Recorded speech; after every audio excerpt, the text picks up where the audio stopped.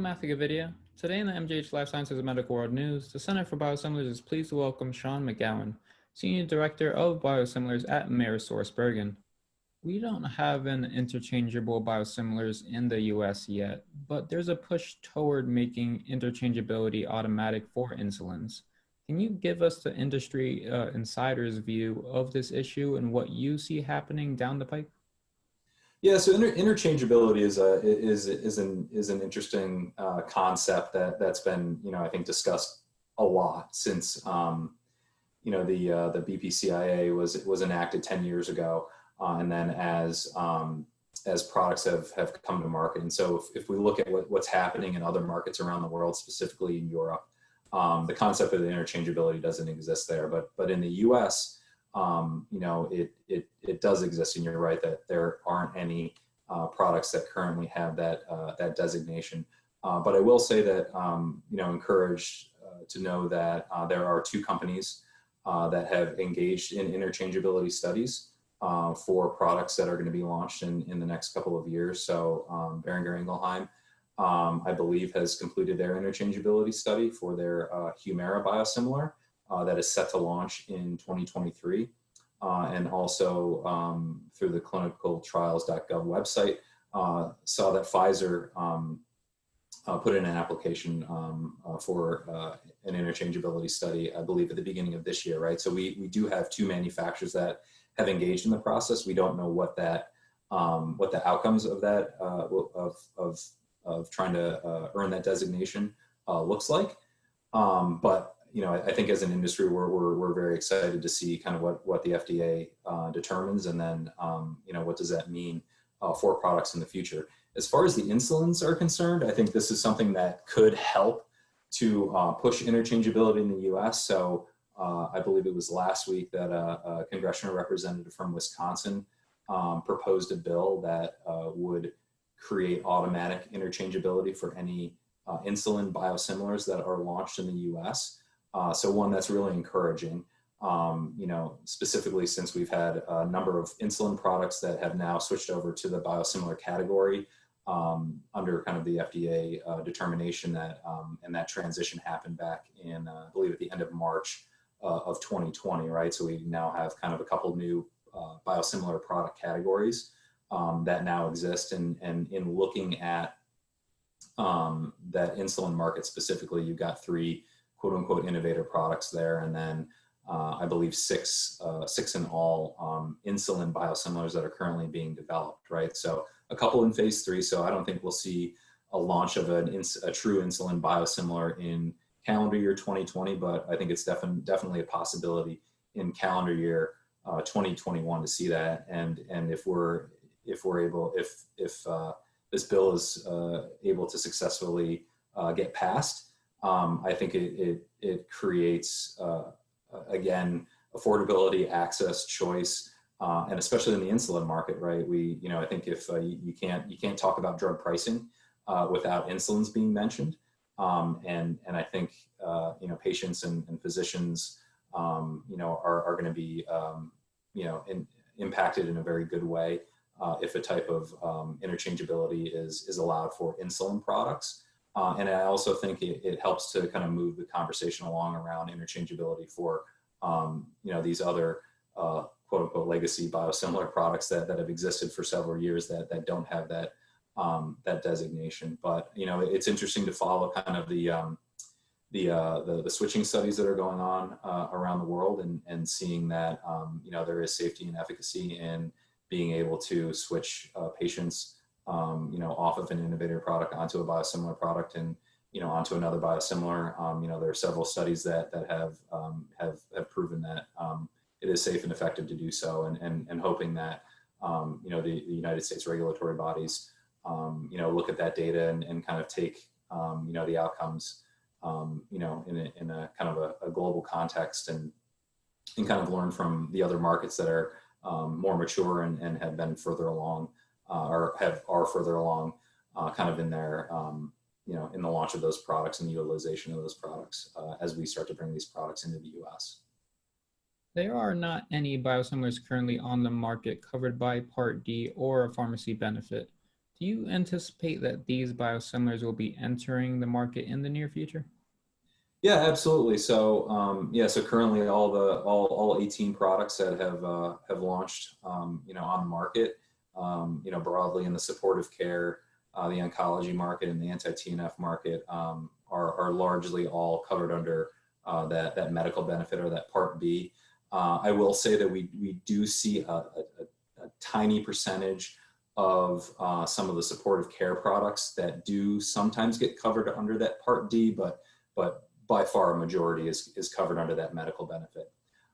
So yes, we absolutely anticipate to see products launch into that pharmacy benefit or that Part D space in the future. Going back to the insulins market conversation, we anticipate those products to be covered in that pharmacy benefit.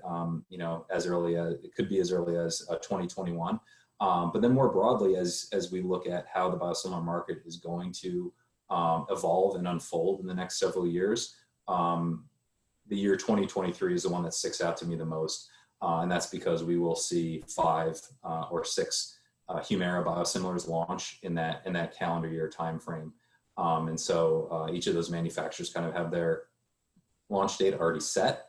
And, currently how that product's covered under that pharmacy benefit, since it's a self-administered product, we'll see I would anticipate a pretty rapid uptake and adoption of those products in 2023 and beyond.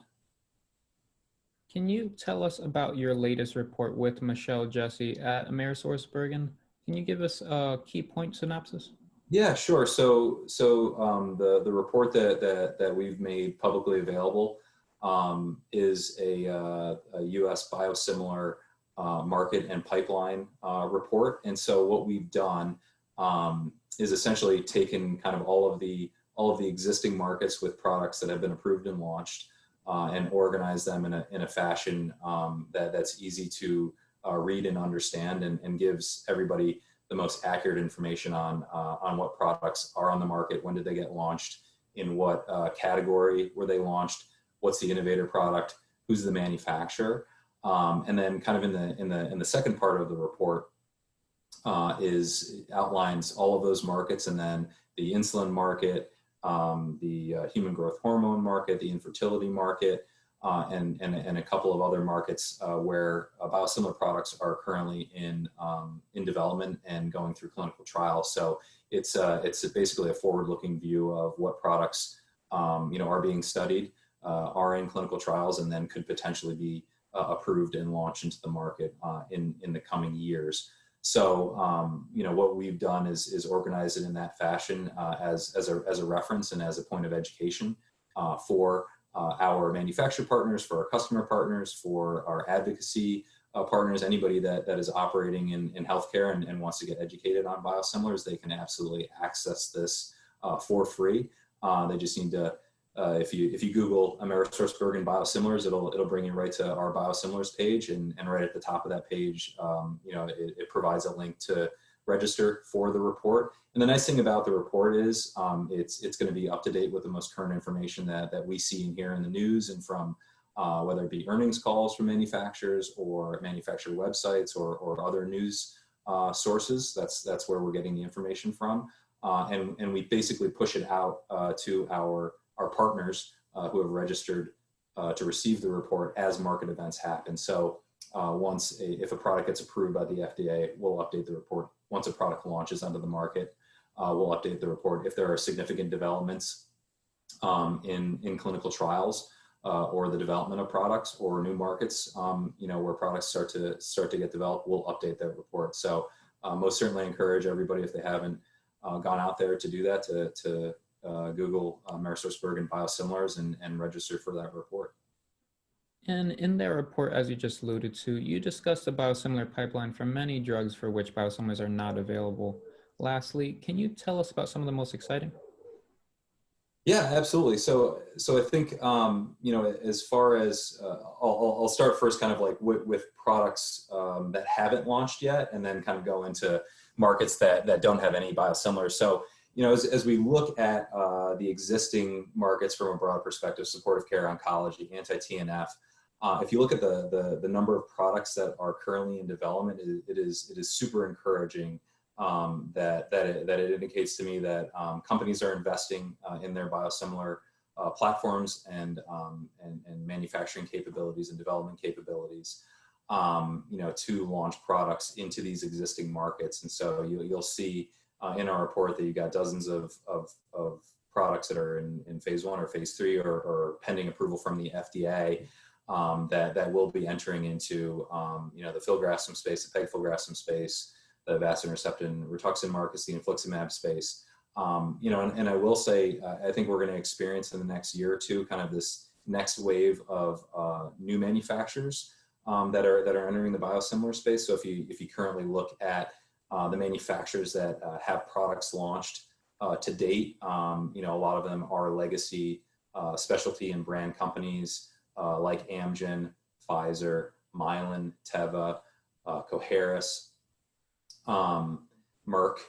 I think you've got a legacy there of manufacturers that are very familiar with how to develop and launch and manufacture biologic products. This next wave, we're going to see a lot of companies that have legacy generic portfolios that are going to be launching in this space. So it's going to be very interesting to see how they enter kind of a new market or a new space that they may not have, the same kind of legacy that the current manufacturers have. So it's going to be a very, very interesting, evolution of this market as these new manufacturers bring products into these existing spaces.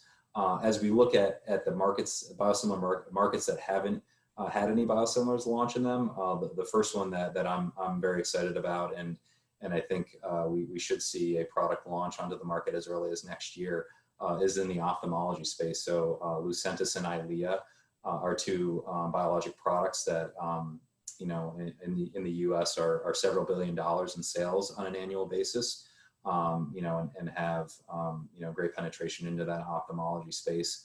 We'll see. We have several manufacturers that are developing biosimilars, referencing those two products specifically, and so I think we could see the first Lucentis biosimilar launch, potentially before the end of calendar year 21. So that's a really exciting market update that could happen, specifically for ophthalmology and ophthalmologists. And then as we look at those product categories that were switched over to be considered biosimilars, so human growth hormone, insulin, and infertility products. Like I said before, the FDA made a transition of those products into the biosimilar category, and so you've got several products that are currently under development. We probably we'll see an insulin product, an insulin biosimilar product, hopefully before the end of calendar year 21. The human growth hormone, we could see a product or two launch there as well. So that's exciting as well, because you get this expansion of biosimilar products that in markets that currently haven't existed, but also especially around the insulin market, as far as kind of a cost and a whack dollar perspective, much cheaper than kind of the existing markets, where you have the oncology and supportive care and the infliximab market. You've got products that are over $1,000 or $2,000 on a whack basis. Where the insulin market, it's going to be much cheaper, hundreds of dollars as opposed to thousands of dollars. So I think that's the other kind of exciting thing that we're tracking really closely. And then, as I mentioned before, 2023, as those Humira products start to get introduced and utilized in the U.S., that's a very big market. Humira is I believe the largest grossing pharmaceutical product in the world, not only in the U.S. but in the world, and so to have 5 biosimilars launch against that is going to be a pretty significant event, not only for the biosimilar market but for the industry itself. To learn more, visit our website at centerforbiosimilars.com. I'm Matthew Gavidia. Thanks for joining us.